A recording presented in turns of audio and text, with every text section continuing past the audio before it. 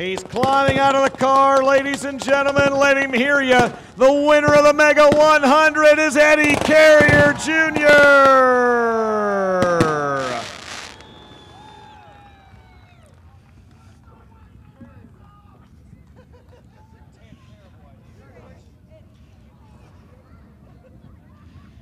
Wife Jamie gives him a big hug, gives him a bottle of water.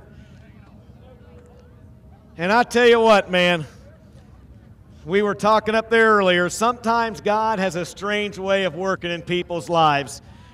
You've done everything from stepped out of a late model to changing jobs to now driving this modified and picking up a win in this race. How about that? Pretty awesome. Yeah, it's been a funny winter. I just want to thank, I don't even know who to thank. I ain't drove the car long enough. But first I want to thank Junior Nolan for giving me this opportunity to drive his race car, because I knew he had good race cars, had some pretty big shoes to fill, especially coming to this race and the rest of the year. You know, if he don't fire me after this, or I might just retire after this. But I want to thank him, two brothers, Outlaw Race Cars. Let me look at the car. I want fast shafts, Wheelwood disc brakes, bay headers, Dennis shocks, Kaiser, Outpace, Franklin, All-Star, Hoosier, Sunoco, MSD, TWM. I got to thank Steve Baker and Mark Richards for giving me an opportunity to come up here and have a job and move up here and have a ride. But I just want to thank everybody here for coming out and supporting this race. I know it's modified racing, but there's some pretty good shoes in here in the modifieds, and you know there's a lot of good drivers in this class. I mean, I've raced late models for a long time, but I raced modifieds when I first started. But there's a lot of good drivers in this class, and just going to have to, you look out for some of them guys coming up. But I guess this is a good place for me to come back home and have a little fun and drive a race car every now and then. But I want to thank my wife too for putting up with what I done to move us up here. But first off, that's the first time I ever had to duck when talking to you in a Victory Lane interview. Jamie, his wife, going to come down here and give him a great big hug. Eddie, real quickly, man, you had the lead. You lost it to Casey Burdett for a while, but just like you always do, you never gave up, and you were able to get back by him and stay out front for good.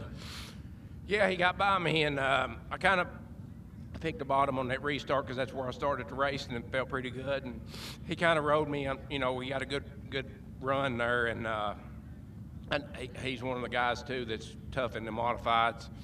And I just kept watching and kept, I moved around a little bit, and tried different lines, and I got down on the bottom, and I figured his guy was probably telling him because it looked like he moved down there.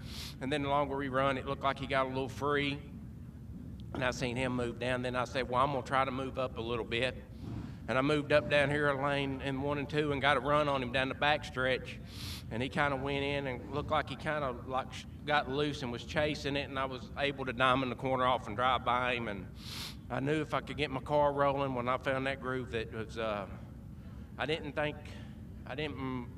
thought if I kept that line and kept my momentum going and drove a good race, I figured it'd be hard to pass us, but I wasn't doubting that we couldn't get past. But Junior kept showing me the sticks, and I thought we was pretty comfortable. And then I kept having them cautions there at the end. Them last 6 laps, I just let it hang. It's a heat race, so let her hang.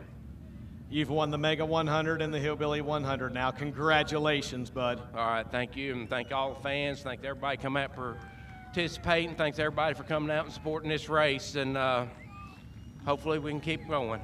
What about it, ladies and gentlemen? Again, your winner, Eddie Carrier Jr. Real quick and grab a word with your second place finisher, Austin Holcomb. Austin, man, for a weekend for you that was had its ups and downs, shall we say. It's got to feel real good to end on this high note. Oh yeah, man, this is a dream come true, man. We just we're backwoods racers. We race around home. We try to travel as much as we can with this modified stuff to run with guys like this, man. It's amazing. I just can't thank my guys enough and all my sponsors. If it weren't for them, I wouldn't be here. And all the fans out here that came out, man, I appreciate every single one of y'all. And this is a dream come true right here. This is runner-up. Last year we were pretty quick, but we had bad luck now. This year we came up runner-up, so we're going to see what we can do next year. Make him feel welcome, Tyler County. Elm City, North Carolina's Austin Holcomb. Always right there, it seems like, whether it's his own car or whether it's the Bruce Talkosh 65. Tyler County finishing third, the outlaw Jesse Wisecarver.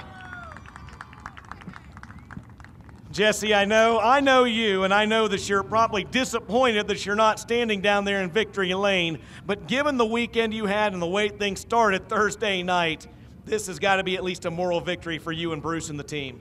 Oh, definitely. Thursday we thought we broke a murder. The oil line came off, put us behind, and this car has been way off last 2 nights, but, you know, it seems like every time we get to this race, we always find something on the third night. You know, the track was in darn good shape, and congratulate to Eddie there, and you know he's a hell of a nice guy, and Bruce and Nick, Dan, everybody helped all weekend. I'm if I forget anybody or not, Dalton and the wife for coming, and you know we just had a good weekend. He rounds out the podium. How about another round of applause for the outlaw Jesse